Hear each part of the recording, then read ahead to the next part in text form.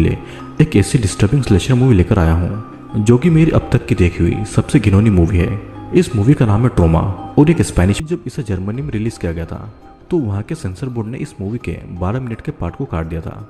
दोस्तों, आपको मैं वीडियो के एंड में इस मूवी से रिलेटेड कुछ ऐसी बातें बताऊंगा जिसे सुनकर आप भी शॉक्ड हो जाएंगे, तो वीडियो को एंड तक जरूर देखना। जब आप इस मूवी को देखेंगे तो आपको ऐसा लगेगा कि ये मूवी बस एक फिक्शन मूवी है, लेकिन असल में दोस्तों ये मूवी रियल इंसिडेंट पर बेस्ड मूवी है। तो अभी इस वीडियो को देखने के बाद में आप लोग ही डिसाइड कीजिएगा कि क्या सच में लोग इतने घिनौने होते हैं। दोस्तों, मैं हमेशा से कोशिश करता हूँ कि मैं आपके लिए ऐसी मूवीज का एक्सप्लेनेशन लेकर आऊँ जो कि बहुत ही डिस्टर्बिंग और मेरी पर्सनल फेवरेट हो। तो सिर्फ इसीलिए मैं आपके लिए इस मूवी को एक्सप्लेन करने वाला हूँ। और अगर आप भी इस मूवी को देखना चाहते हैं तो मैं वीडियो के बीच में अपने टेलीग्राम चैनल का नाम बता दूंगा, आप वहाँ पर जाकर इस पूरी मूवी को देख सकते हैं। तो आइए वीडियो में आगे बढ़ते हैं। दोस्तों, मूवी की शुरुआत में हम स्क्रीन पर लिखा हुआ देखते हैं कि ये मूवी सच्ची घटनाओं पर आधारित है। अब 1978 चिली देश को दिखाया गया था, जहाँ पर बैकग्राउंड में एक गनशॉट के साथ में एक औरत के चिल्लाने की आवाज आती है और हम देखते हैं कि एक औरत को बहुत ही टॉर्चर किया गया है और उसके पति को अभी गनशॉट से मार दिया गया है। अब वो औरत बहुत ही ज्यादा घायल थी और उस औरत को एक चेयर पर बांध कर रखा गया था और साथ ही कई औरतों के चिल्लाने की आवाजें भी आ रही थी, मतलब कि उन्हें भी बुरी तरीके से टॉर्चर किया जा रहा था। दोस्तों, अब मैं मूवी से हटके आपको एक बात बता देना चाहता हूँ कि 1977 से पहले चिली एक कम्युनिस्ट कंट्री थी, जैसे कि आज के दिन में रशिया और चाइना दोनों कम्युनिस्ट कंट्री है। उस समय अगस्टो, जो कि आर्मी के जनरल थे, वो कम्युनिस्ट लोगों को चिली से उखाड़ फेंकना चाहता था और इसीलिए वो कम्युनिस्ट लोगों को, जो कि अपने हक के लिए लड़ रहे थे, और उनकी फैमिली को टॉर्चर कर रहा था। खैर, अब मूवी में वापस आते हैं। हम देखते हैं कि एक आदमी जिसे इस मूवी में एजेंट कहा गया है, वो वहाँ पर आता है और इस लेडी को कम्युनिस्ट कहता है और उसे गंदी गंदी गालियाँ देता है। अब यहाँ पर इस लेडी के बेटे जुआन को लाया जाता है और ये लेडी अपने बेटे को शांत रहने को बोल रही थी, लेकिन तभी एजेंट उसे एक इंजेक्शन लगाने वाला था और ये लेडी जुआन को कह रही थी कि वो कुछ न करे। एजेंट जुआन को इंजेक्शन लगा देता है और फिर जुआन के चेहरे पर एक चाकू से कट मारता है और अब इसके बाद में ये लोग उससे सबसे ज्यादा घिनौना काम करवाते हैं। एजेंट और उसके आदमी जुआन के पेंट को खोल देते हैं और उसे जबरदस्ती उस औरत यानी कि जुआन की माँ का रेप करवा रहे थे। फिर एजेंट उस लेडी से कहता है कि वो उसकी बेटी का भी रेप करने वाला है और ये कहकर वो उस लेडी के सर में गोली मार देता है। वो लेडी भी मारी जाती है और उसके खून के छींटे जुआन पर आ गए थे, लेकिन जुआन अभी भी उसका रेप कर रहा था। वो बिल्कुल भी नहीं रुकता है। वे सोल्जर जुआन को छोड़ देते हैं, लेकिन अब जुआन खुद ही अपनी माँ का रेप कर रहा था, जो कि अब मर चुकी थी। और इसी भयानक सीन के साथ में इस मूवी का इंट्रो सीन खत्म होता है। अब अगले सीन में हम ये 2011 का चिली देश देखते हैं, जहाँ पर एक अपार्टमेंट के एक रूम में कैमिलिया और जूलिया नाम की दो लड़की साथ में रहा करती थी। दोनों लड़कियां लेस्बियंस थी और इसीलिए दोनों रोमांस करते करते इंटीमेट भी हो रही थी। फिर अगले सीन में हम एक आदमी को देखते हैं जो कि अपने अंडरगारमेंट में सो रहा था और उसे सपना आता है कि वो अपनी माँ के साथ में है। दरअसल ये आदमी और कोई नहीं बल्कि जुआन ही था, जो कि बड़ा हो चुका था। अब हम यहाँ पर एंड्रिया नाम की एक लड़की को देखते हैं जो कि कैमिलिया की बहन थी। वो अपने सपने में कैमिलिया को अपने हाथ में एक चिड़िया को लिए देखती है। एंड्रिया फिर अपनी नींद से जागती है और कैमिलिया को कॉल करती है। कैमिलिया बिना कपड़ों के जूलिया के साथ में सो रही थी। फिर वो उठते हैं और दोनों रेडी होते हैं। उनके घर पर एंड्रिया अपनी एक कजिन मागदा के साथ में आई हुई थी और ये सभी लोग एंड्रिया की कार में बैठकर उनके अंकल के घर पर शहर से दूर जा रहे थे। फिर अगले सीन में हम एक बड़ा सा वेयर हाउस देखते हैं, जहाँ पर एक आदमी कुछ मांस के टुकड़ों के ऊपर एसिड डालकर उसे गला देता है और ये सीन बहुत ही ज्यादा डिस्गस्टिंग था। हम अब फिर से इन चारों लड़कियों को देखते हैं जो कि अपने रास्ते को एंजॉय कर रही थी। एंड्रिया अपने अंकल के घर जा रही थी, लेकिन उसे उनका एड्रेस नहीं पता था, तो वो एक बार पर रुककर वहाँ का रास्ता पूछने लगती है। ये बार काफी ज्यादा अजीब था और यहाँ के लोग भी बहुत अजीब थे। एंड्रिया अंदर जाकर एड्रेस पूछती है, तभी पीछे से एक आदमी उठकर उन चारों लड़कियों को परेशान करने लगता है। वो कहता है कि लड़कियों को यहाँ पर आना नहीं चाहिए। तभी एक और आदमी वहाँ पर खड़ा होता है और उसे देखकर सभी लोग थोड़े डर जाते हैं और कोई भी उन लड़कियों को परेशान नहीं करता है। एंड्रिया फिर बार के ओनर से एड्रेस पूछकर बाहर चली जाती है। फिर बाहर आने पर मागदा एक छोटी सी बच्ची योया से बातें करती है, जो कि इस बार के ओनर की बेटी थी। तभी वहाँ पर दो पुलिस वाले आ जाते हैं और उन लड़कियों से कहते हैं कि ये जगह लड़कियों के लिए नहीं है, यहाँ के लोग दूसरे शहर की लड़कियों को देखने के आदि नहीं है। पुलिस ऑफिसर पेड्रो उनसे कहता है कि इस टाउन में बस ये दोनों ही पुलिस वाले हैं और अगर उन्हें किसी भी चीज़ की जरूरत पड़े या उन्हें कोई भी प्रॉब्लम हो तो वो उन्हें कॉल कर सकती है। और पेड्रो एंड्रिया के हाथ पर अपना नंबर लिख देता है दरअसल एंड्रिया अपने अंकल गस्तावो के घर पर जा रही थी, जो कि बहुत ही अमीर आदमी था, लेकिन अब वो यहाँ पर नहीं रहता था। फिर सभी गस्तावो के घर में पहुंच जाते हैं और ये घर बहुत ही बड़ा था। यहाँ पर हम जुआन को देखते हैं, जो कि अब अपना खाना खा रहा था। साथ ही पीछे से एक लड़की के रोने की आवाज़ें भी आ रही थी। फिर जुआन उठकर उस लड़की के पास में जाता है। लड़की जोर जोर से चिल्लाती है और जब जुआन वापस आता है तो उसके पास में एक मांस का टुकड़ा था जो वो खाने वाला था। मतलब कि इस मांस के टुकड़े को वो उस लड़की के शरीर से नोच के लाया था। सीन अगेन कट होता है और यहाँ पर हम देखते हैं कि सभी लड़कियां एंजॉय कर रही थी और एंड्रिया सभी के फोन को लेकर साइड में रख देती है। इधर जुआन अपने चेहरे के निशान को देखकर अपनी पुरानी यादों में खो जाता है। जब वो छोटा था उसे एजेंट ने अपने पास में रख लिया था और वो उसे एक बहुत ही बुरा आदमी बनाना चाहता था। जुआन एजेंट के कहने पर एक छोटे से बच्चे का अपनी उंगलियों से रेप करता है और ये सीन भी बहुत ही डिस्टर्बिंग था।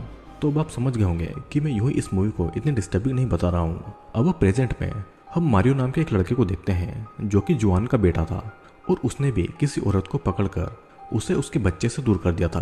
अब वो औरत उस बच्चे को मांग रही थी, लेकिन वो उसे नहीं देता है और वो उसे जोर जोर से चिल्लाता है और गुस्से में आकर वो उस औरत को भी जान से मार डालता है।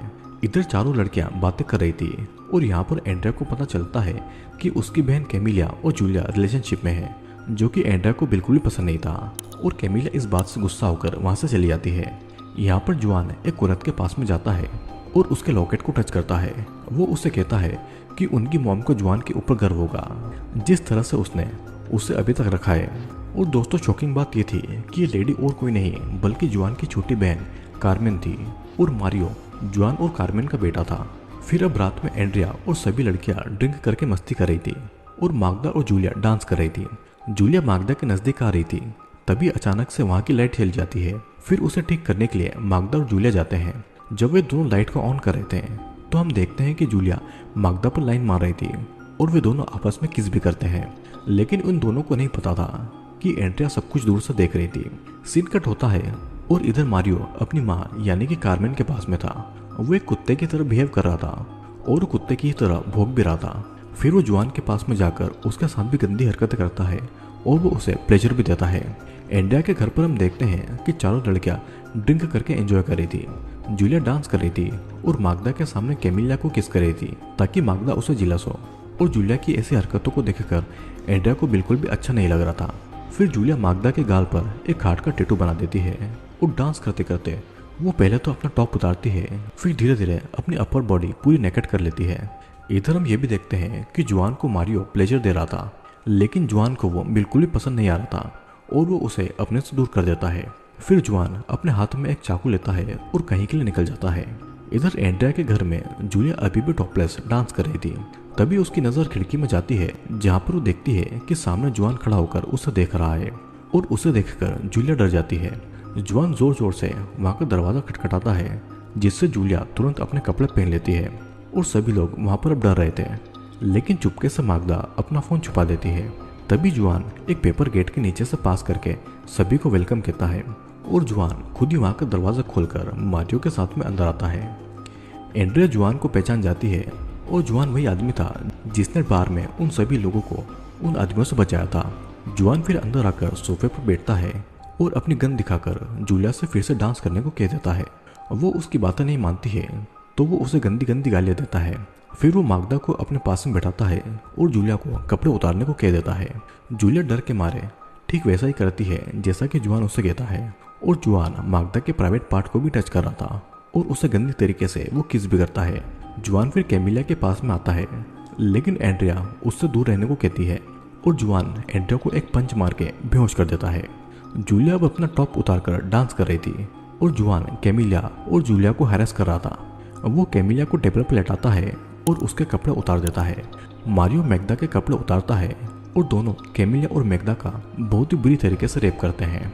मारियो मैगदा के गाल पर इतनी जोर से काटता है कि जहाँ पर उसके टैटू बना हुआ था वो स्किन भी वहां से उखड़ जाती है और वो उसे काट कर थूक देता है। सभी लड़के चिल्ला रही थी, लेकिन दोनों नहीं रुकते हैं, वो बस उनका रेप करते रहते हैं। और इतना ही नहीं, मारियो मागदा की कटी हुई स्किन पर नमक डाल देता है, जिससे कि मागदा को बहुत ही ज्यादा दर्द हो रहा था और वो दर्द में चिल्ला भी रही थी। एंड्रिया अभी भी बेहोश पड़ी हुई थी, वो कुछ नहीं कर पा रही थी। फिर जुआन एंड्रिया के पास में आता है और उसे कहता है कि वो कल उसके साथ में ये सब कुछ करेगा। और अब उन सबका रेप करने के बाद में जुआन अपने ही बेटे मारियो को भी किस करता है।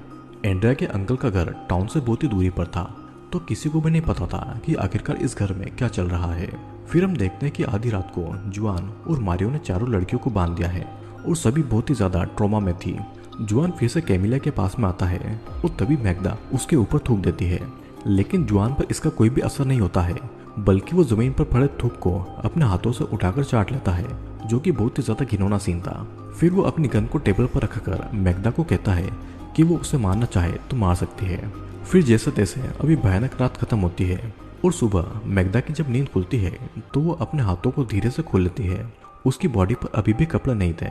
फिर वो जैसे तैसे उठती है और हम देखते हैं कि मैग्दा बहुत ही ज्यादा ट्रॉमेटाइज थी। वो टेबल से जुआन की गन उठाती है और उसके ऊपर पॉइंट करके उसे शूट करने वाली होती है, लेकिन वो देखते हैं कि गन में बुलेट नहीं थी। जुआन और मारियो अभी भी सो रहे थे और उन्हें नहीं पता था कि क्या हो रहा है। मैग्दा धीरे से चाबियां और अपना फोन उठाती है। वो दरवाजा खोलकर वहां से बाहर जाने वाली थी, लेकिन वो मिरर में अपनी हालत और अपने चेहरे को देखती है। मैग्दा फिर मिरर में देखकर गन के ट्रिगर को दबाती है, लेकिन गन खाली थी। फिर वो अपने मुंह में गन का बैरल रखकर शूट करती है, लेकिन उससे पहले जुआन उसे पीछे से शूट करके उसे मार डालता है। जुआन अब एंड्रिया के पास में आता है और उसे गन से धमकाता है। वो फिर मारियो को अपने साथ में लेता है और वहां से निकल जाता है। फिर इधर एंड्रिया, जूलिया और कैमिलिया जैसे तैसे अपने हाथों को खोलती है और जब वे बाहर जाकर देखती है तो देखते हैं कि मैग्दा का चेहरा बुलेट की वजह से पूरी तरीके से चिथड़ा चिथड़ा हो गया है और मैग्दा के चेहरे के अंदर का मांस सब कुछ बाहर आ गया था। अब एंड्रिया पुलिस को कॉल करके वहां पर बुला लेती है। पुलिस जब वहां पर पहुंचती है तो देखते हैं कि रास्ते में जुआन और मारियो निकल रहे थे, लेकिन वो उन्हें इग्नोर करके एंड्रिया के घर पर पहुंच जाते हैं। वे लोग वहां पर उनकी हालत देखते हैं और ऑफिसर पेड्रो अपने साथी ऑफिसर से पूछता है कि वे दोनों कौन थे, जिस पर वो पेड्रो को जुआन और मारियो के नाम बताता है। लेकिन दूसरा पुलिस ऑफिसर उसे पकड़ने में इंटरेस्टेड नहीं था। उसका ऐसा कहना था कि वो बाहर के लोगों को नहीं मारता है। अब वो ये भी कहता है कि इन लड़कियों को अपने शहर जाने देना चाहिए और वहाँ की पुलिस इनके मैटर को देखेगी, लेकिन पेड्रो उन्हें पुलिस स्टेशन ले जाना चाहता था। अब इधर हम देखते हैं कि योया अपनी बॉल से खेल रही थी और उसके पास में जुआन आता है। फिर पेड्रो चारों लड़कियों को अपनी पुलिस कार में बिठाकर पुलिस स्टेशन ले जा रहा था। तभी सामने से एक आदमी जॉर्ज आता है और उसे बताता है कि जुआन उसकी बच्ची योया को अपने साथ में बार में लेकर गया है। पेड्रो जॉर्ज को अपने साथ में लेता है और जॉर्ज के बेटे को भी अपने साथ में लेता है। अब वो उन दोनों को गन देता है ताकि वे सभी मिलकर जुआन को मार पाए और इसके बाद में सभी बार के अंदर एक एक करके जाने लगते हैं। बार में जुआन बिल्कुल चुपचाप बैठा हुआ था। वो कहता है कि अगर उसे मार दिया गया तो योया कहाँ पर है उन्हें कभी भी पता नहीं चलेगा, तो इसीलिए एक पुलिस ऑफिसर उसे हथकड़ी लगाने आता है। लेकिन जैसे ही वो जुआन के नजदीक आता है तो जुआन अचानक से उसके मुंह में एक चाकू को आर पार कर देता है, जिससे कि वो पुलिस ऑफिसर बुरी तरीके से मर जाता है। सभी लोग गोलियां चलाते हैं, लेकिन जुआन उनसे बचकर उनके ऊपर चाकू फेंक कर उन्हें घायल कर देता है। फिर वो जॉर्ज के पास में आता है और उसकी गर्दन को बड़ी बेरहमी से काटकर उसे उसके धड़ से अलग कर देता है। फिर जुआन अब जॉर्ज के बेटे के पास में आता है और वो उसके हाथ को अपने बड़े से चाकू से काट काट कर अलग कर देता है। पेड्रो जैसे तैसे उठकर जुआन के ऊपर गोलियां चलाने वाला था, लेकिन उससे पहले ही मारियो की गोली उसके कंधे पर लगती है और वहीं पर गिर जाता है। यहाँ पर बाहर चारों लड़कियों को ऐसा लग रहा था कि जुआन मर चुका होगा, लेकिन वो देखती है कि बाहर से जुआन अपने हाथ में जॉर्ज का कटा हुआ सर लेकर बाहर आ रहा है और जॉर्ज के कटे हुए सर को वो कार के डैशबोर्ड पर रख देता है। फिर वो योया को अपने कंधे पर उठाकर अपने साथ में ले जाता है। सभी लड़के डरी हुई थी। वो जैसे तैसे बाहर में जाती है जहाँ पर पेड्रो अभी भी जिंदा था। एंड्रिया उसका फर्स्ट एड करती है, जिससे कि वो बच जाता है क्योंकि गोली उसे छूकर निकली थी। अब इधर कैमिलिया सदमे में थी। वो जानती थी कि जुआन योया को अपने साथ में लेकर गया है और वो उसके साथ में क्या करेगा, इसलिए कैमिलिया योया को बचाना चाहती थी, क्योंकि उन सभी लड़कियों के साथ में पिछली रात को जुआन ने बहुत ही बुरा किया था और अब वो यही योया के साथ में भी करने वाला था। पेड्रो पुलिस फोर्स को कॉल करके बुला लेता है, लेकिन वो कहता है कि यहाँ पर पुलिस को आने में बहुत ही टाइम लगेगा। वो उन्हें अपनी बंदूकें देता है और सभी प्लान बनाते हैं कि वो जुआन के ठिकाने में जाकर उसे मार डालेंगे। यहाँ पर हम देखते हैं कि जुआन के ठिकाने पर वो अपनी बहन कार्मेन को खाना देता है और उससे कहता है कि कार्मेन फिर से माँ बन पाएगी, जिसके बाद वो उसके पैरों को खोल देता है। अब हम ये भी देखते हैं कि जुआन मारियो को ठीक वैसे ही ट्रेन कर रहा था जैसे कि उसे एजेंट ने किया था, और हम फ्लैशबैक में ये देखते हैं कि एजेंट और उसकी आर्मी को मारने के लिए कम्युनिस्ट लोकल ग्रुप के लोग वहाँ पर आए थे और वे लोग कई सारे सैनिकों को मार देते हैं और साथ ही साथ एजेंट भी उनकी गोलियों से मर जाता है।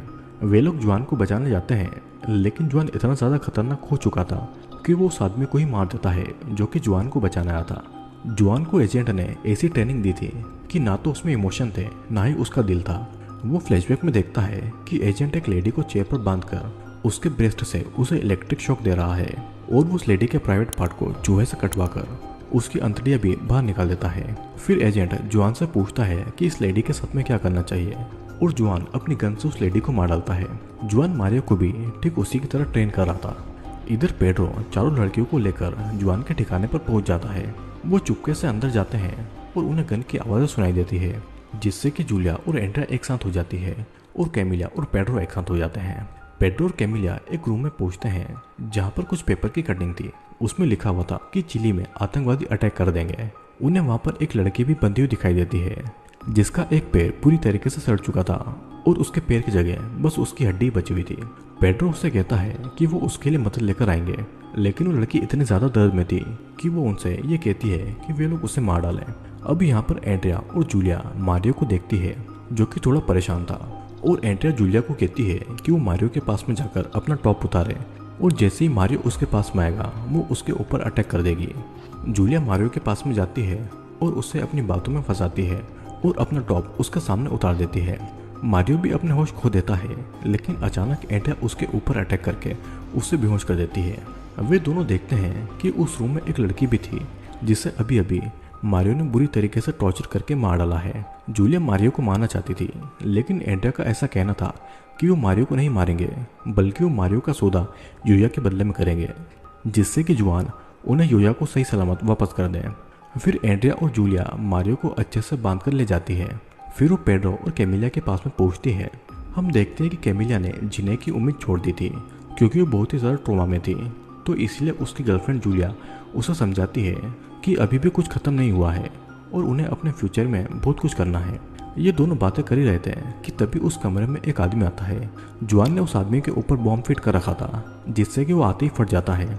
अब जुआन स्मोक बॉम्ब को वहां पर फेंकता है, लेकिन तब तक चारों वहां से एक दूसरे रूम में पहुंच चुके थे।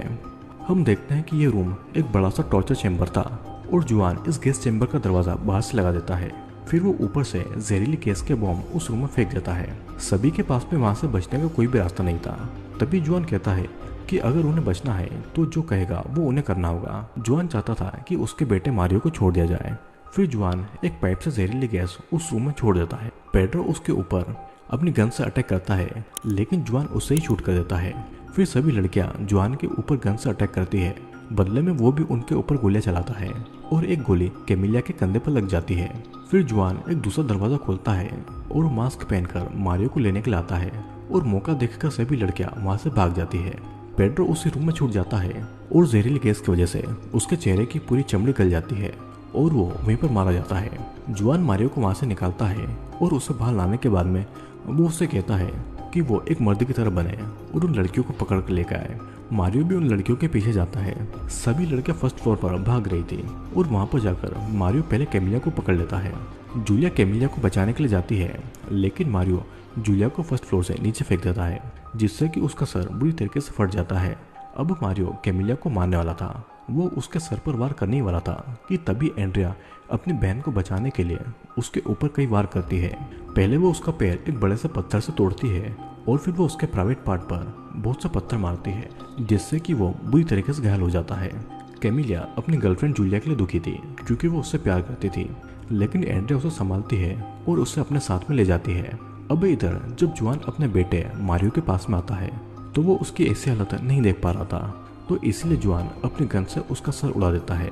एंड्रिया कैमिलिया को लेकर बाहर जाने का रास्ता ढूंढ रही थी, लेकिन हम देखते हैं कि जूलिया मरी नहीं थी। उसे जुआन ने पकड़कर उसके चेहरे को कई तारों से टाइट बांधे रखा था। जूलिया की आवाज़ सुनकर एंड्रिया और कैमिलिया उसे बचाने के लिए जाती है। वो देखती है कि जुआन जूलिया को एक नेशनल एंथम सुना रहा था और हमें ये पता चलता है कि जुआन अपने आप को एक सोल्जर मान रहा था। एंड्रिया जुआन के ऊपर गन पॉइंट करती है, लेकिन जुआन कहता है कि अगर उन्होंने एक कदम भी आगे बढ़ाया तो जूलिया का चेहरा पूरी तरीके से फट जाएगा। तभी एंड्रिया उसे ये बोल देती है कि वो कोई सोल्जर नहीं है। ये बात जुआन को बहुत ही बुरी लगती है और वो तुरंत जूलिया के सर को पूरी तरीके से कुचल देता है, जिससे कि जूलिया के पूरे दांत और उसके अंदर का मांस बाहर आ जाता है। कैमिलिया ये सब बर्दाश्त नहीं कर पाती है और वो जुआन को मारने के लिए जाती है, लेकिन जुआन उसे पकड़ लेता है और अब जुआन कैमिलिया को मारने वाला था। फिर अपनी बहन को बचाने के लिए एंड्रिया जुआन के ऊपर कई सारी गोली चलाती है, जिससे कि जुआन मर जाता है और कैमिलिया को छोड़ देता है। एंड्रिया फिर अब कैमिलिया को शांत करती है और उससे कहती है कि योया वे भी जिंदा है और उन्हें योया को बचाना ही होगा। एंड्रिया जब योया को ढूंढने जाती है तो उसे एक कमरे में एक छोटा सा बच्चा दिखाई देता है और पास ही में जुआन की बहन कार्मिया भी बैठी हुई थी। एंड्रिया को उसे देखकर दया आ रही थी और कार्मी एंड्रिया को थैंक यू बोलती है। फिर एंड्रिया अब देखती है कि कैमिलिया गायब थी। जब वो उसे ढूंढने जाती है तो देखती है कि कैमिलिया को जुआन ने बुरी तरीके से अटैक करके उसके सीने से उसका दिल ही बाहर निकाल लिया था और अब उसकी बहन कैमिलिया मर चुकी थी। एंड्रिया अपनी बहन की मौत से बहुत ही दुखी थी। तभी जुआन वहां पर आ जाता है और जुआन अभी भी मरा नहीं था।